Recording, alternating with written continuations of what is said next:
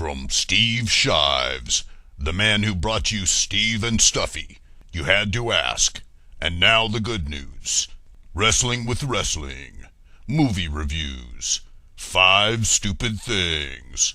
The Other 5 Stupid Things. And much, much more. Sweet zombie Jesus, does this guy ever sleep? Comes an extremely arduous examination of 2 books by the Banana Man himself, Ray Comfort. In this aptly named 10-video series, An Atheist Reads Ray Comfort. Featuring a bearded white guy in a hat, reading stuff and talking about it. Hi everybody, thank you for joining me as I begin my examination of the works of Ray Comfort from my atheist perspective. In this video I'm going to cover the first chapter of Ray Comfort's book, You Can Lead an Atheist to Evidence But You Can't Make Him Think. Why? So hopefully, just by hearing my response, you can help to better formulate your own response if you are presented a book by Ray Comfort. Also featuring quote mining. Comfort gets off to a splendid start by quote mining Stephen Hawking. What, that out-of-context quote from A Brief History of Time that could maybe, but not quite, totally not sound like Hawking believes in God? Stephen Hawking does not believe in God, contrary to the impression that Ray Comfort gives with that quote. If you really do have truth on your side, you don't need to lie to create the impression that prominent, respected people believe as you do. So, right from the start, we can see that Ray is playing to the cheap seats with this. He's looking to score cheap points with the uninformed, not very thoughtful Christians that he has selected as the true target audience of this book. Okay. Well, that sounds like what we'd expect from a guy who prides himself on ignorance. Next, Ray takes several pages making a half-assed form of the fine-tuning argument that simultaneously demonstrates how little he knows about evolution, natural history, and even the fine-tuning argument itself. You'll delight as Steve's agitation level rises, and he aims his invective straight at the author. But bear in mind, Ray, that your opinion on this is utterly irrelevant, since you not only misunderstand the atheist position you're trying to respond to, but also the arguments for your own position. Sorry, for a moment there I forgot that Ray doesn't actually want to persuade anyone. He wants to pander to fundamentalists and creationists who are sick of being picked on by Lawrence Krauss. Watch as Steve confronts Comfort on a book that could probably just as easily have been pooped out by a Google search. He will pose questions taken from internet comments and then respond to them, often at great length.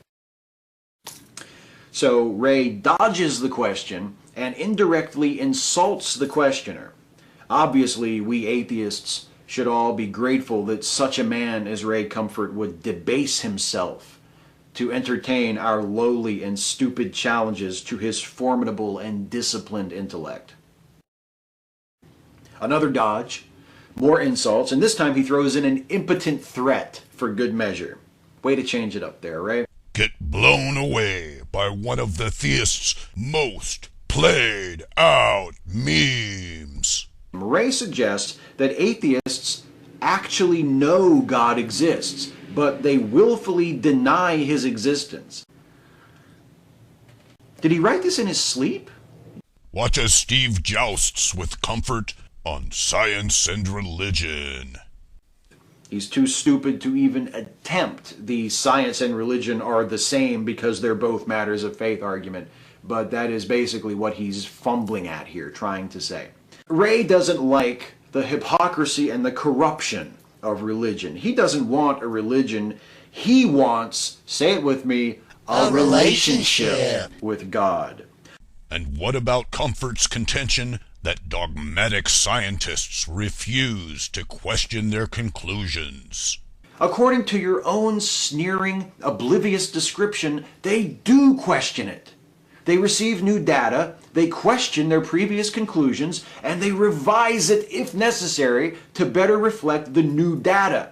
The belief that life forms change over time is based on empirical observation, not religious faith, It's not the same thing, no matter how many times you insist that it is. And of course, I mentioned earlier that Ray was too stupid to attempt this argument. Now I am forced, in the face of this new data, to revise my conclusion. I now must say that Ray is stupid enough to make this argument. Revel as Steve castigates the man who claims to have studied evolution for decades, but totally ignores every f***ing fact. I want to point out that the first issue addressed in a section about the theory of evolution has nothing to do with the theory of evolution. Comfort is talking about cosmology, not biology. Evolutionary biologists aren't concerned with where the universe came from, at least not professionally. He then asks a series of questions which only someone who doesn't have a goddamn clue about evolution could possibly ask.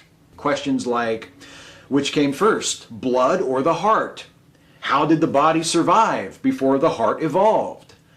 Did skin exist before blood? What a fumbling, obvious bastard you are, Ray Comfort. Damn. Next comment, evolution refers to the process responsible for the diversity of life, not the process responsible for gravity. Evolution is biology, gravity is physics. Ray's answer to this is, quote, if, as is commonly accepted, the natural phenomenon of evolution had no end in mind when it created all living things, it is incredibly intelligent, but it forgot that they would go spinning into space without the law of gravity. What? What? Oh, come on, Steve. You don't get that? It's called GRAVOLUTION. Hey, did you notice that Ray Comfort doesn't have a f***ing clue about what the theory of evolution says about how evolution works? Yeah, we noticed. Would it be over the top to say he knows less about evolution than anyone anywhere ever didn't know about anything? So, what should I base my opinion on? The combined expertise of essentially every biologist in the world, or the sole expertise of Ray Comfort, a man whose stupidity is so well known that it has spawned the concept of the comfort paradox, which states that neither creationism nor evolution can account for what a giant idiot he is. Crocodiles and ducks and birds and dogs share common ancestors. But ducks are not directly descended from crocodiles, and dogs are not directly descended from birds. You were mocked and ridiculed because you obviously don't know shit about evolution, and you're too dumb to realize it.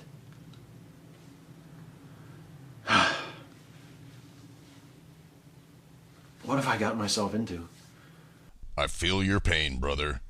Thanks for reading Comfort's dumbass book, so we don't have to.